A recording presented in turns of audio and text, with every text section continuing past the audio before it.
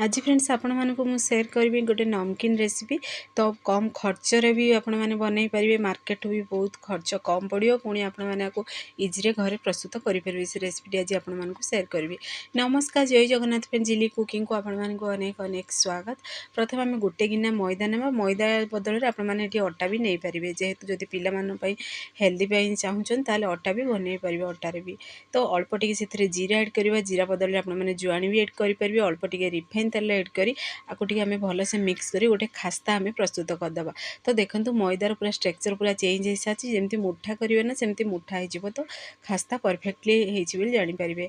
पुणी दबा आम स्वाद अनुसार लुण ऐड करवा, पुणी अल्प टिके से राशि ऐड करवा।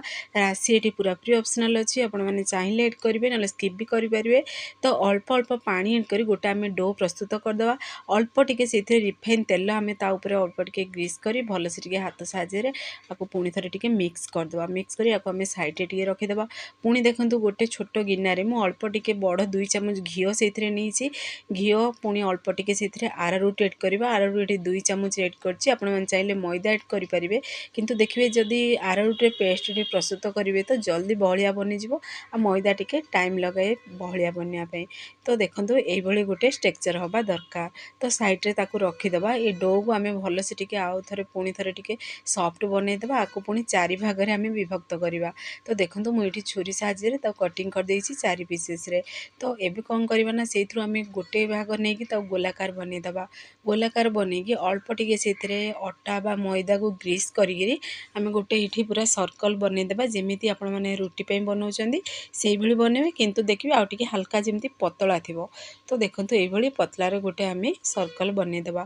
तो सेम प्रोसेस रे आउ गोटे भी बनई आम रेडी करदे। आपको प्रथम गोटे प्लेट को बाहर करदे। तो देखो सेम प्रोसेस रे आउ गोटे भी बनई आम रेडी करदे।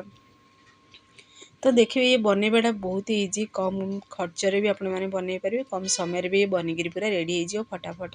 तो पुणी देखो जो आम जो आरारूट घीर पेस्ट रखीदे ना, तो से सर्कल उपर आम ग्रीस करवा। तो देखो यही प्रोसेस हाथ साहाय्य टे चारिआडे पूरा ग्रीस करदे, जमीती कि आरारूट घीर पूरा पेस्ट चारिपटे पूरा रुटी बा ए जो आम गोलाकार बनई मैदार जमी लगे। ताऊपर अल्प टिके मैदा को ग्रीस करदे, ये मैदा टी अल्प ग्रीस करने द्वारा देखिए तो लेयर टी बहुत बढ़िया आसो, आउ खाया बहुत टेस्टी लगे। पुणी थे आउ गोटे जो आम बनईकी रखी पतला करी रुटी, तो ताऊपर भी आउ गोटे भी ऐड करदे। पुणी थे सेम प्रोसेस रे आम पुणी थे ग्रीस करवा घी, पुणी आरारूटर पेस्ट को अल्प टिके मैदा ताऊपर ऐड करदे, ताकू आम भी फोल्डिंग करदे। तो देखो यही प्रोसेस रे फोल्डिंग करेंगे। पुणी थे सेम प्रोसेस रे आम घी आरारूट ताऊपर टिके ग्रीस करवा, पुणी सेम प्रोसेस अल्प टिके अटा को ताऊपर ऐड करवा, पुणी थे फोल्ड करदे। तो देखंतु ये मु 3 ରୁ 4 परस्त करी फोल्ड करछि, जेते देखिए ये फोल्डिंग हम सेते बढ़िया पूरा लेयर बाहर और खाया हुए टेस्टी लगे, पूरा पूरी देखिए कुड़मुड़िया बा क्रिप्सी भी बनब। तो देखो ये स्क्वायर सेप्र मुझे पूरा सेप दे देछि। तो ये चलते आम बेलना बाड़ी साहाय्य पूरा देखिए हल्का से आम बेलिया, अधिक प्रेसर देवेनि, जदि अधिक प्रेसर देवे देखिए से लेयर गुड़ाक बाहर पूरा प्रेस हो रही। तो हल्के से ताकू ये प्रोसेस रे पूरा बेली देवे, एति पूरा बहलिया रखिए। तो ये चलते आम छुरी साहाय्य कटिंग करवा, आपण मानु जेमिति पसंद से अनुसार ये कटिंग करेंगे, किंतु मुझे स्क्वायर सेप्र ही कटिंग करछि। तो देखो यही प्रोसेस रे स्क्वायर सेप्रे आम सेम प्रोसेस रे सब कटिंग करी आम रेडी करदबा। आपण मैंने आपको चा सहित भी खाई पारे, पिला टिफिन बॉक्स रे भी दे पारे, तो बहुत टेस्टी भी लगे। तो फुल वीडियो वाच करंतु, पूरा ट्रिक सहित जानी पारिबे। तो देखंतु आपण मानु पाखरु भी देखौछि, एई भली भी कटिंग करबा द्वारा भी केते गुडा ले देखा जाउछि। तो फाइनली प्रस्तुत भी हो सारानी। तो ये चलतु आम आपको गोटे प्लेट को बाहर करें आम रखीदे। तो आम सेम प्रोसेस रे सब ए कटिंग करी रेडी करदे। ये देखंतु मु गोटे पेन रे तेल नहीं थी, किंतु तेल ये बहुत गरम अच्छी। तो आपण मानू शेयर करछि, गरम थिबा टाइम रे जदि आपण माने सेथरे ऐड करिवे, तो स्क्वायर शेप रे बनी थिबा हमर नमकीन को, तो देखिए सी पूरा लेयर बाहरी पूरा क्रिप्सी बनीज। तो यहाँ देखापी आपण मानू शेयर करछि। तो उल्टे भी देखे दूसरी देखंतु। तो चारिआडे पूरा जल्दी ये क्रिप्सी बनीजिव। आउ जदि सॉफ्ट खाइबा पसंद करती ताहले गरम तेल आगु एड करी खाई पारिबे।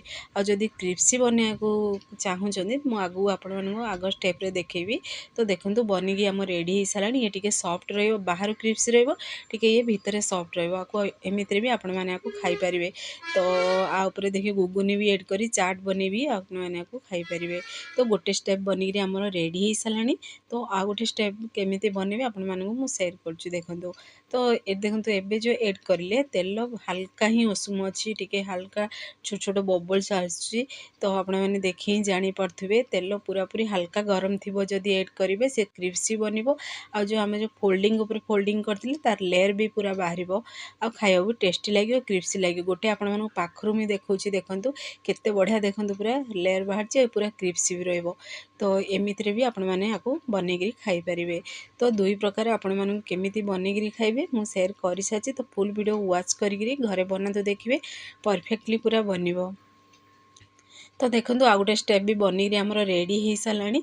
सेम प्रोसेस ना आम सब बनेगी रेडी करदे। तो देखो पाखर देखा केते सुंदर देखा कलर भी बहुत बढ़िया पूरा आसार। आ खाइबा भी बहुत टेस्टी लगे। तो आपण मैंने घरे आपको निश्चय ट्राए करूँ देखिए, पिलाठू बड़ समस्ते पसंद करेंगे। तो आ गोटे स्टेप भी आपण मानक बनईकी देखी दूसरी। देखो ये समय गैस पेन जदि तेल अधिका गरम है ताहले आपण मैंने गैस पेन को ऑफ करदे। गोटे 2 मिनिट छाड़ी आपण मैंने से एड करें पाम्पुड़ी को एड करी पूरा देखिए किसी समय पर जदि बबल्स ऊपर को आपण मैंने बिल्कुल भी उल्टेवा दरकार नहीं। सी तेल रे एड करू करू सी पूरा पूरी ऊपर को आसी भासीबो। तो सही समय रे ताकू उल्टेबे, पुणी यही समय गैस पेन को ऑन करी पुणी थे भाजबे। तो देखंतु केते बढ़िया पूरा बनिकी पूरा रेडी होची। ये फटाफट पूरा 10 मिनिट रे आपण मैंने आपको बनई पारिबे।